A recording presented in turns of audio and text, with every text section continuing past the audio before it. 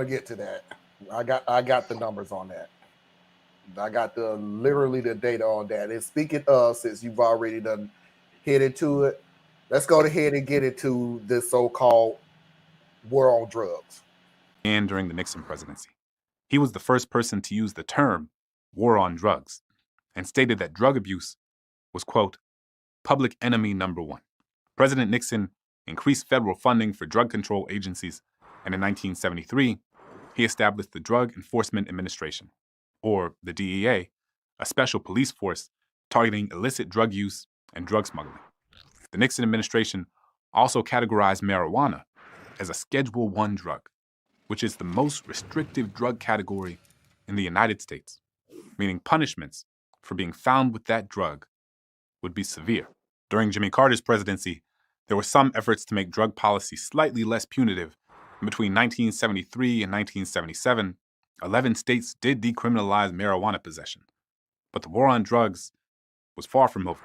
In the 1980s, President Ronald Reagan brought back many of the drug possession and distribution policies of the Nixon administration.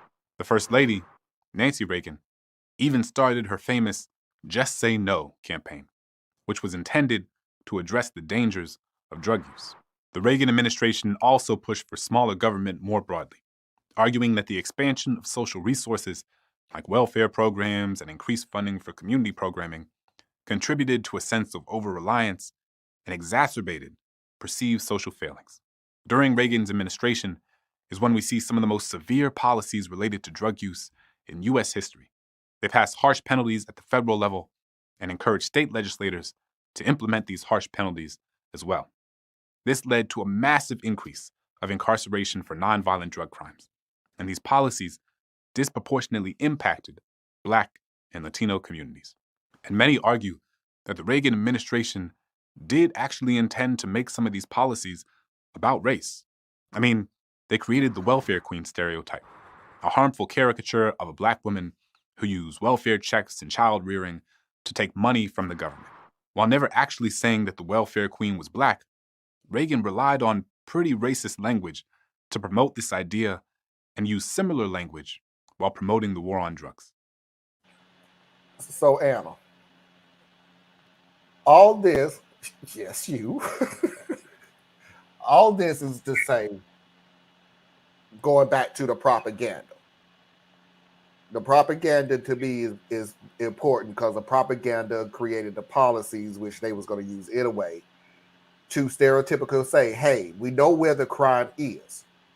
We know who's doing it. We know why this is bad.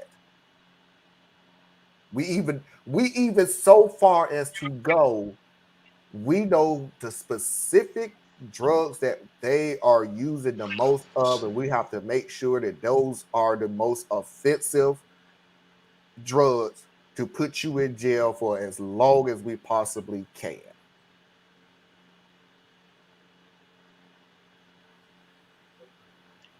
So, Anna, go ahead, your thoughts.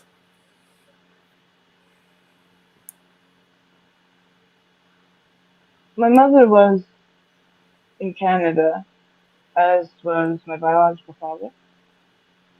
Um, in the 60s, they were hippies. They were part of the movement.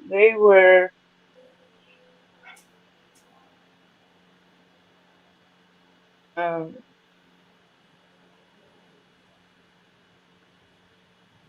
they were musicians who remembered, protests, and when some protests actually did do something.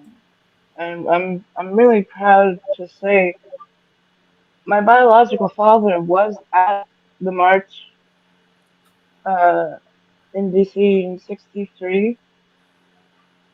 He was born in 1951. He asked his older brother to take him.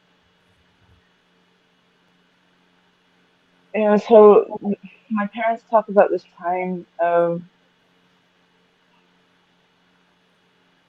people were working with each other. They were actively a part of the community in um, BC that they worked at the clinic. They worked with feeding the poor. They also were the poor. And there was a, I'm going to say also a quick but also dragged out change from this peace, love, pass the joint to fuck you. Where's my coke? Where's my heroin? Don't get in my way.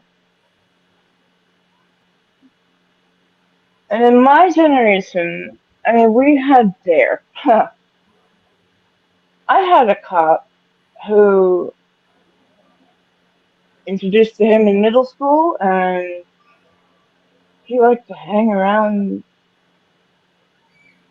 I saw him a few times. Only every time that I was shown a gun was that guy. Yeah, a cop going, "Hey kids, you want to see my uniform? Do you want to see my gun?"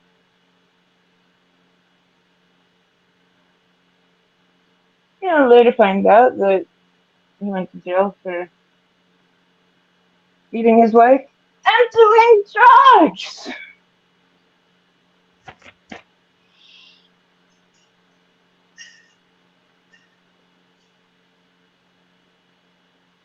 And some of us knew something was up. The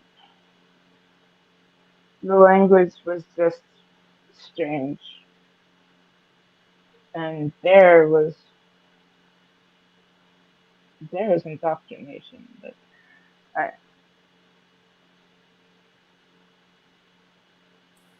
Tracy?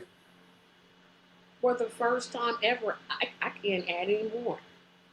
Again, I'm like, Marlon, you just keep picking these topics that's just making me angrier and angrier and angrier. I can't even fathom why the government, who we know brought drugs in from, I was going to say Costa Rica, wrong country, Colombia, and those type of countries, and then turns around and makes them illegal. Oh, okay. Mhm. That make sense to me because it doesn't.